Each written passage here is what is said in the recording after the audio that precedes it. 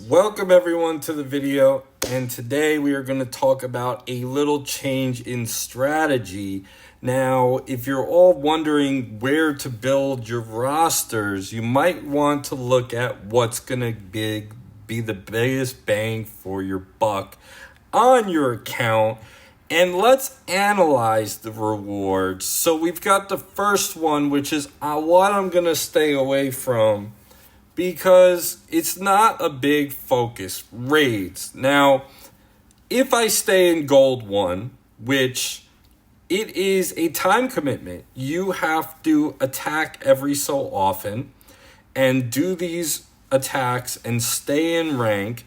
Only going to get 4 greens and 5 purples, a little bit of gold dragons, which will help a little bit.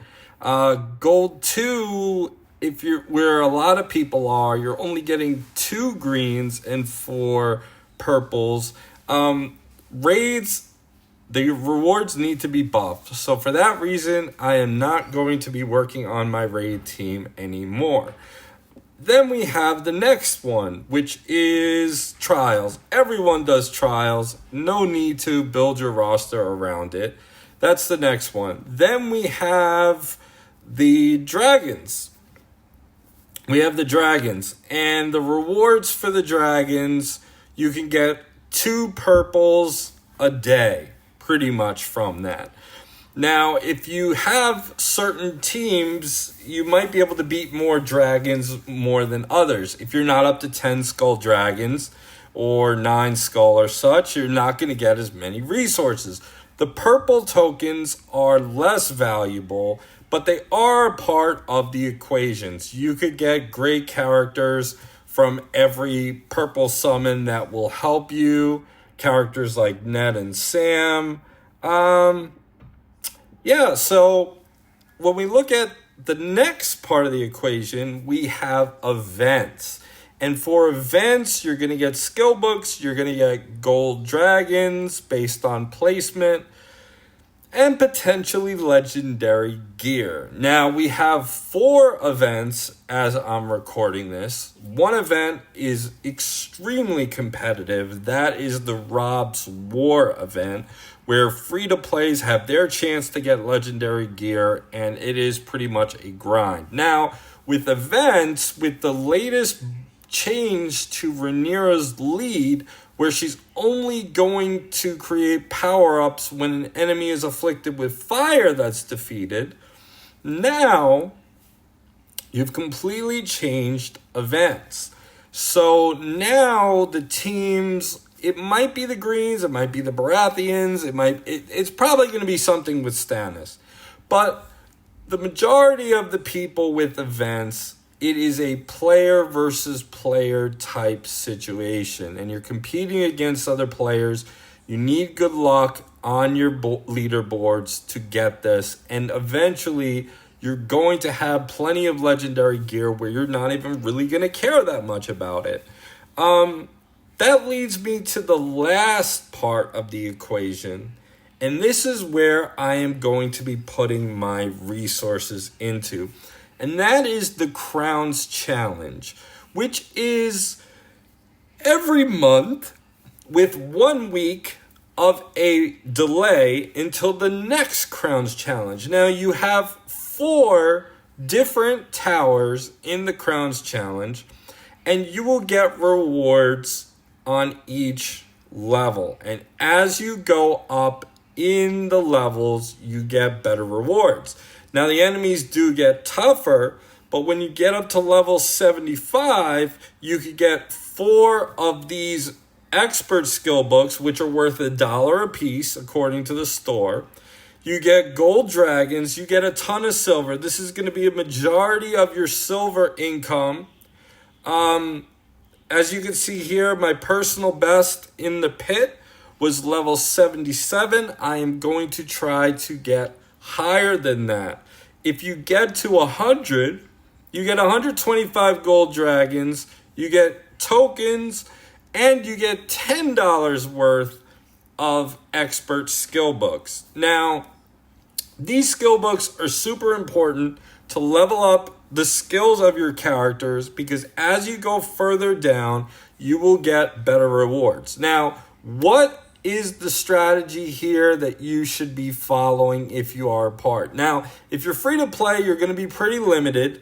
If you're pay to play, you're going to have more options. But the recurring rewards in Crowns Challenge, in my opinion, is the best bang for your buck, especially with events getting more and more competitive.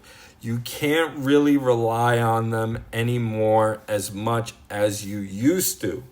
But in the Crowns Challenge, it is a PvE, player versus environment. So what that means is all you have to do is compete against the enemies that you're facing, and you just have to clear it. If you beat it, you get the reward. If you lose, you don't get the reward. That is a good way to play the game if you don't want to get sucked into super spending. In my opinion, Raids is mostly for egos. You do not need to be on the Iron Throne. Yes, it's cool to be on the Iron Throne. People get to see you up there on the top of the leaderboards. You get to be an active advertisement for your alliance. That is cool. And some people enjoy the PvP aspects. But I am talking to a majority of players that are free to play, that are cheap to play, and want to get the best out of it. The rewards are not good for raids. Also, the time commitment for raids, you have to log in every so often to do your raids. The dragon rewards, yes, they're an important part of the game. They will help you get characters like Varus, Theon, who are excellent for the Crowns Challenge. That is where you should be putting your efforts into. The Crowns Challenge, what I have done is I have taken my legendary gear off of key members of my raid team, like Alistair Thord. I put it on Varus. I want to make a beefier Varus so that in the towers, he is in 2 towers. I want to make him beefier so I can get stronger and get more rewards without having to spend gold dragons to achieve that. I have also put in all my legendary gear for healers that was on my cat onto Allison. Allison is also in 2 towers, and she is a essential member of the Pit team, the Pit of Daznak team. She is a fire machine, and she is wonderful. So I am changing my focus. Baelish is the key member in the Crown Lands for me, so I am keeping the legendary gear on him. Brienne is a key member in the Baratheon Tower, so I am keeping the gear on her. Theon has full legendary gear for the tower, and we are just doing that. We are just going to focus on the key characters and give them legendary gear. If you don't have legendary gear, work on your epic gear and give them all 15% bonus gear. I feel like silver is a major crunch. Over time, your bread will get better. You just don't have to level your gear so much, and you could use it to level your characters. Your silver production will get higher once you upgrade your fortress. When you get it to 25, which could be a long time away, could be a short time away, you might even already have it at 25. This is where you are going to get your resources from. I think this is the best bang for your buck. You are getting green tokens. You are getting purple tokens. You are getting red tokens.